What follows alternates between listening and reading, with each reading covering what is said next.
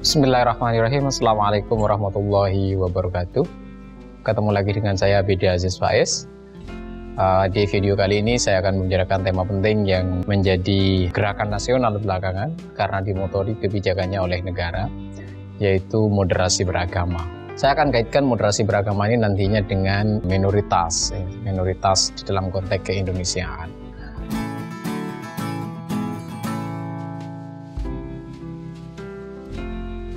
Mengapa moderasi beragama ini belakangan disemarakkan atau menjadi gerakan nasional, dan mengapa kemudian moderasi beragama ini sifatnya penting?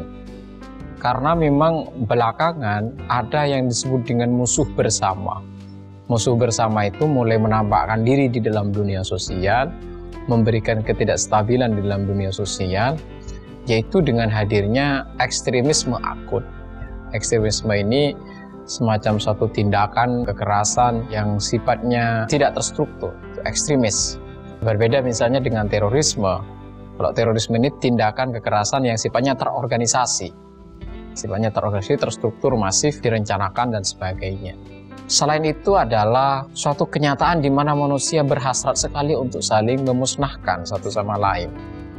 Ini nanti wujudnya adalah perang, peperangan, dan ini terjadi di setiap etape sejarah kehidupan manusia. Sampai sekarang misalnya di Timur Tengah tidak aman dengan selalu berperang. Ini adalah dunia kenyataan, dan itu berpengaruh misalnya dalam konteks keindonesiaan belakangan. Ada juga selain itu adalah fenomena intolerance. Ini yang kemudian penting menghadirkan moderasi beragama, karena fenomena intoleransi, kekerasan pada minoritas, kekerasan pada orang yang berbeda, kekerasan pada atau proses intoleransi pada orang yang tidak sepaham dengan dirinya sendiri, ini terjadi di dalam konteks ruang sosial kita. Selain proses intoleransi adalah proses hate speech atau hateful attitude, atau tindakan-tindakan yang sifatnya menghadirkan kebencian. Dalam konteks ini juga bisa hate speech, bisa ujaran kebencian dan sebagainya, yang banyak sekali lahir dari kelompok-kelompok beragama yang juga untuk menegasi kelompok-kelompok beragama yang lain, dan itu sangat marak sekali belakangan di media sosial maupun yang diutarakan secara langsung. Celakanya semua proses tadi itu terjadi mengatasnamakan agama. Nah, yang kedua, proses-proses seperti ekstremisme, terorisme, radikalisme, dukungan untuk berperang, hasrat untuk memusnahkan manusia, hasrat menabur kebencian dan sebagainya, sudah mulai masuk ke dalam dunia pendidikan, ke dalam dunia generasi muda, yang masuk dalam konteks pendidikan anak, pendidikan SMP, SMA, bahkan mulai anak-anak, kenyataan-kenyataan seperti ini mengambil tempat. Ini juga tidak hanya melalui pendidikan, tapi juga melalui institusi yang paling vital, yaitu institusi TNI maupun institusi Polri. Jadi sudah mulai banyak kasus-kasus di mana polisi juga mulai tersusupi atau terpapar dengan proses kebencian misalnya, proses ketidaktaatan pada pimpinan dan negara misalnya. Masuk juga misalnya di kementerian-kementerian lembaga. Bagaimana misalnya ditemukan kasus bahwa ada pegawai Kementerian Keuangan yang berhenti dari Kementerian Keuangan karena menganggap mekanisme di dalam proses yang dijalankan Kementerian Keuangan itu riba, lalu kemudian dia menjadi pendukung ISIS dan kemudian bahkan ke dalam kelompok-kelompok ini gitu ya. Ini terjadi. BUMN juga terjadi, penguasaan atas kapital dan sebagainya. Lalu yang memprihatinkan adalah masuk juga pada dunia anak. Proses perekrutan anggota kelompok-kelompok radikal juga dilakukan melalui media sosial. Ini yang juga terjadi. Itulah mengapa kemudian moderasi beragama dalam konteks ini menemukan tempatnya, menemukan urgensitasnya dalam kehidupan berbangsa dan bernegara belakangan ini. Mari kita lihat masuk pada diskursus inti. Apa yang disebut dengan moderasi? Pertama, ada yang melihat moderasi itu sebagai posisi, posisi tengah. Jadi lebih menekankan pada posisi di dalam konteks ini. Misalnya dapat dicontohkan dalam suatu forum diskusi gitu ya, dalam suatu forum seminar atau konferensi, mesti ada moderator, posisi tengah, di mana dia menjalankan proses-proses yang diskusi yang seimbang, proses-proses diskusi yang tidak berpihak kepada pemateri karena dia sifatnya memandu dan sebagainya. Jadi proses moderasi itu satu ada dalam konteks posisi. Yang kedua, moderasi itu bisa sebagai sikap. Apa dalam konteks ini yang dimaksud dengan sikap? Sikap itu dalam konteks moderasi ini adalah sikap yang adil. Sikap yang adil artinya adalah dia adil kepada semua pihak yang terlibat dalam proses kehidupan sosial itu. Atau dalam konteks diskusi tadi itu, moderator dia bersifat adil dalam menangani proses diskusi misalnya. Atau dalam kehidupan sosial yang disebut dengan orang moderasi atau moderat, dia bersifat adil. Yang ketiga, moderasi itu bisa bermakna sesuatu yang terbaik. Karena posisinya di tengah, maka dia bermakna yang tengah itu adalah sesuatu yang terbaik. Suatu yang tengah itu biasanya selalu berada di antara dua kutub. Misalnya dalam konteks ini adalah proses keberanian. Proses keberanian itu adalah posisi terbaik di antara kecerobohan dan sifat penakut. Jadi ada sifat penakut, ada sifat ceroboh. Di tengah-tengah itu sifat yang baik adalah sifat keberanian. Keberanian ini adalah moderasi. Ada misalnya dermawan. Dermawan ini adalah sikap terbaik juga, sesuatu yang terbaik, yang berada misalnya di antara sifat boros dan sifat kikir. Ada sifat boros, ada sifat kikir. Di tengah-tengah ini namanya dermawan, ya. Jadi ada tiga makna yang bisa diajukan. Pertama bermakna posisi, moderasi itu bisa bermakna sikap yaitu adil, dan bisa bermakna sesuatu atau bisa bermakna nilai sesuatu yang terbaik, sesuatu yang paling baik. Sekarang kita akan masuk misalnya pada apa yang disebut dengan moderasi beragama. Oh, tadi makna moderasi, sekarang masuk ke moderasi beragama. Pertama-tama perlu kita bicarakan dulu, mengapa moderasi beragama kok tidak moderasi agama? Apa bedanya di antara keduanya? Ini ada yang sesuatu yang berbeda. Agama itu tidak moderasi. Yang harus moderasi itu beragama, kira-kira gitu. Jadi makanya kemudian terminologinya adalah moderasi beragama, bukan moderasi agama.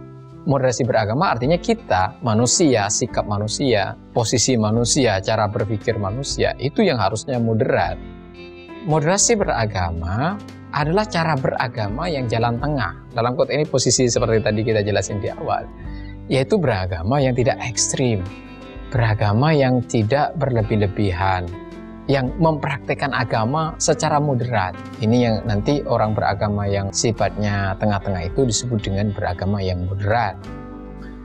Moderasi beragama yang lain itu bisa bermakna pilihan dalam cara pandang, pilihan dalam bersikap, pilihan dalam perilaku yang tengah-tengah di antara berbagai pilihan yang ada. Nah, dalam konteks ini misalnya moderasi beragama bermakna keseimbangan. Moderasi beragama makna yang lain adalah moderasi beragama itu artinya selalu bertindak adil sebagai prinsip tadi itu.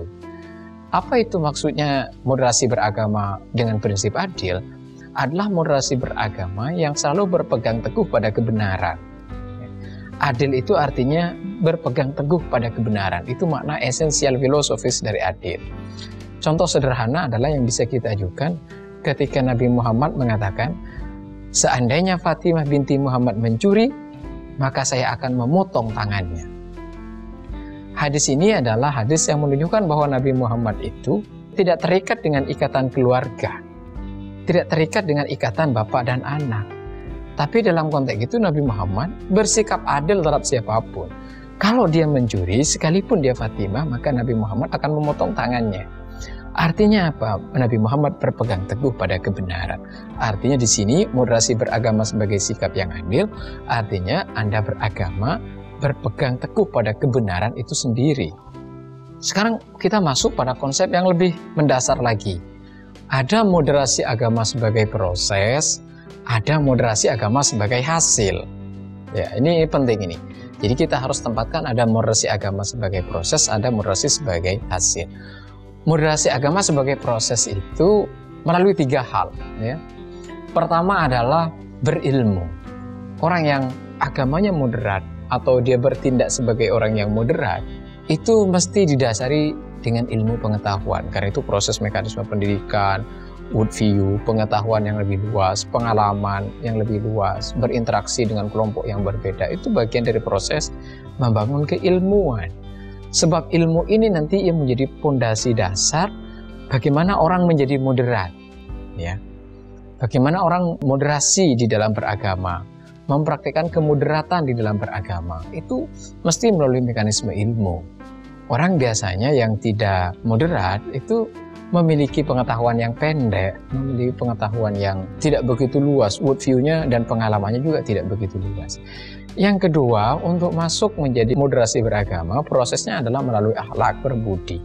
Ini proses tingkah laku, proses yang keluar dari dalam pancaran dirinya sendiri, baik dalam bertutur kata maupun dalam berperilaku, menjadi karakter atau character building dalam konteks ini akhlak. Ada juga moderasi beragama dalam konteks ini proses kehati-hatian, proses mempertimbangkan. Ya. Ini proses dari proses berilmu, dari proses berbudi, dari proses berhati-hati dalam membangun kediriannya, maka nanti akan memancar apa yang disebut dengan moderasi beragama. Moderasi beragama nanti prinsipnya itu ada dua, yaitu prinsip bertindak adil dan prinsip menjaga keseimbangan. Ketika orang berilmu, berbudi, berhati-hati, nanti moderasi agama muncul di dalam dirinya sebagai tindakan keberagamaannya, yaitu tampak dalam keadilan yang dia munculkan dan tampak di dalam menjaga keseimbangan, maka hasilnya akan muncul. Hasilnya itu apa? Yaitu toleransi, rukun, damai, gitu ya. Jadi orang moderasi beragama nanti itu terlihat bagaimana dia toleran terhadap yang berbeda, bagaimana dia rukun dalam kehidupan bersosialnya, nanti bagaimana dia memancarkan kedamaian, mempromosikan kedamaian di dalam kehidupan sosial maupun ke dalam kehidupan dirinya sendiri. Ini nanti hasil dalam konteks moderasi beragama. Sekarang pertanyaan yang perlu kita ajukan sebagai pertanyaan yang filosofis. Mengapa moderasi agama ini penting? Mengapa moderasi agama ini perlu dimunculkan? Yaitu pertama karena kita ini hidup bersama dalam masyarakat yang sangat plural. Indonesia ini diversity ya, beragam, plural, ada agama-agama yang berbeda, ada sekte-sekte agama yang berbeda, secara etnis juga berbeda-beda, ada juga keberagamaan praktek keagamaan yang berbeda-beda pula, ada yang mayoritas, ada yang minoritas dan sebagainya. Yang kedua adalah kita ini sebagai manusia Indonesia dan manusia beragama sekaligus itu memiliki tanggung jawab untuk merawat harmoni sosial. Ini penting. Jadi kita sebagai warga negara Indonesia dan juga sebagai makhluk yang beragama, apalagi dalam konteks ini misalnya beragama Islam, beragama Kristen, itu dia memiliki tanggung jawab untuk membangun dan merawat harmoni sosial. Yang ketiga, mengapa moderasi agama ini penting dan urgen di dalam proses kehidupan kita, itu karena belakangan berkembang apa yang disebut dengan paham ekstrim, paham intoleran, kebencian, dan sebagainya, yang itu mengancam sendi-sendi kehidupan berbangsa dan bernegara kita. Tiga hal ini menjadi penting mengapa kita ini harus memiliki moderasi di dalam beragama. Nah, sekarang penting untuk melihat aspek-aspek moderasi. Di mana sih aspek-aspek moderasi itu harusnya muncul? Pertama, aspek moderasi itu ada dalam konteks aspek pemikiran atau yang disebut dalam konteks ini fikrah, ya. Dalam aspek pemikiran selalu berpikir kontekstual, itu teks ke konteks, memahami konteksnya dan sebagainya. Dia juga dalam aspek pikirannya memiliki toleransi, dia moderat dan dinamis di dalam proses kehidupannya. Itu kalau dia misalnya memiliki aspek pikiran yang moderat. Aspek yang kedua atau aspek yang lain adalah aspek dalam perbuatan, yaitu amaliyah. Aspek moderasi ini juga harus dimunculkan dalam konteks tindakan sosial, dalam interaksi sosial, ya, dalam konteks amaliyah. Dalam konteks ini adalah moderasi dalam aspek amaliyah adalah penghormatan pada tradisi yang ada, atau menjadikan misalnya budaya yang ada sebagai infrastruktur beragama, misalnya ya. Jadi di Indonesia ini kenyataan misalnya bahwa budaya-budaya itu menjadi infrastruktur beragama yang disebut menjadi sifatnya akulturatif ya. Misalnya bagaimana budaya tahlil menjadikan budaya yang sudah ada sebelumnya yaitu 3 sampai 7 hari itu sebagai infrastruktur dalam konteks praktek atau tradisi keberagamaan. Aspek moderasi yang lain adalah pada aspek harokah atau pada aspek gerakan. Dalam gerakan keberagamaan, dia itu punya visi yang disebut dengan visi keberagamaan yang sifatnya islahiyah. Jadi bukan keberagaman yang destruktif, tetapi keberagaman yang memperbaiki, keberagaman yang berpijak pada dalam konteks ini tradisi, misalnya kearifan-kearifan lokal. Ya. Ada juga dalam konteks ini amar ma'ruf dan nahi mungkar. Ya. dalam prosesi-prosesi yang damai, menerapkan yang ma'ruf dengan kema'rufan, misalnya dalam konteks ini. Kemudian dalam konteks harokahnya, dalam konteks gerakannya, itu anti kekerasan. Aspek moderasi agama yang lain adalah pada aspek siasah atau dalam aspek politik. Dalam aspek ini masuk banyak hal, bisa aspek ekonomi, bisa aspek kebijakan, bisa aspek-aspek yang lain dalam konteks siasah dan politik ini. Dalam aspek siasah dan politik misalnya orang tidak mempertentangkan lagi misalnya agama dan negara. Di Indonesia itu seharusnya sudah selesai, namun belakangan misalnya muncul kelompok-kelompok keberagamaan yang menentang negara dan bahkan mengkafirkan negara, mentautkan negara. Maka kalau orang moderasi di dalam beragama, dalam aspek politik seperti ini, dia juga memiliki moderasi di mana dia sudah tidak mempertentangkan aspek kebangsaan dan aspek agama. Misalnya pada penerimaan Pancasila sebagai grundnorm atau sebagai ideologi negara. Jadi itu adalah siasat politik dalam konteks keindonesiaan. Itu yang moderasi beragama muncul di dalam 4 hal, yaitu dalam aspek pemikiran atau fikro, dalam aspek amaliyah atau perbuatan tindakan, dalam aspek harokah yaitu gerakan, dalam aspek siasah maupun politik. Nah, sekarang dalam konteks keindonesiaan, dalam konteks kebangsaan, apa indikator moderasi beragama? Indikator kalau kita beragama secara moderat dalam konteks kebangsaan itu apa? Kira-kira gitu ya pertanyaannya. Pertama adalah indikator yang utama adalah komitmen bernegara. Ya, jadi kalau kita beragama yang moderat, biasanya memiliki komitmen dalam bernegara. Komitmen dalam bernegara dalam konteks ini misalnya kesetiaan pada ideologi negara, dalam konteks ini Pancasila. Gitu ya. Indikator yang kedua adalah toleransi. Baik itu toleran dalam aspek sosial. Dalam aspek sosial ini ada perbedaan etnis, ada perbedaan agama, ada mayoritas dan minoritas. Toleran, ada perbedaan cara berpikir, cara bermadhab dan sebagainya. Ada misalnya toleran dalam aspek politik. Orang menghargai perbedaan pilihan yang terjadi. Jangan karena berbeda pilihan calon bupati, calon kepala desa, calon presiden misalnya, lalu bertengkar satu sama lain, lalu saling menegasikan, saling menghancurkan dan sebagainya. Jadi itu bukan sikap moderasi. Harusnya agama mempengaruhi dalam moderasi, berpikir bahwa perbedaan pilihan politik sesuatu yang niscaya. Ada toleransi dalam agama.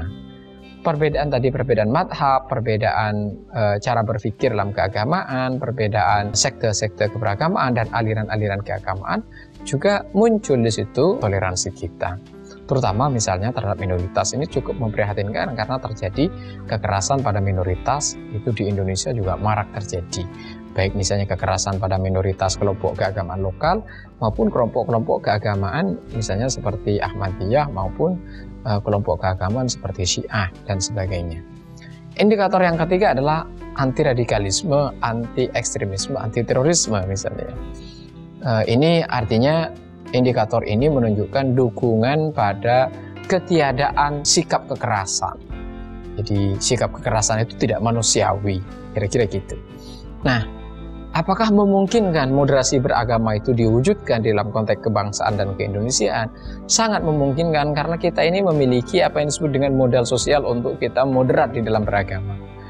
Apa itu modal sosial kita dalam moderasi beragama? Pertama adalah bahwa proses penyebaran agama yang terjadi di Indonesia adalah terjadi dengan proses damai.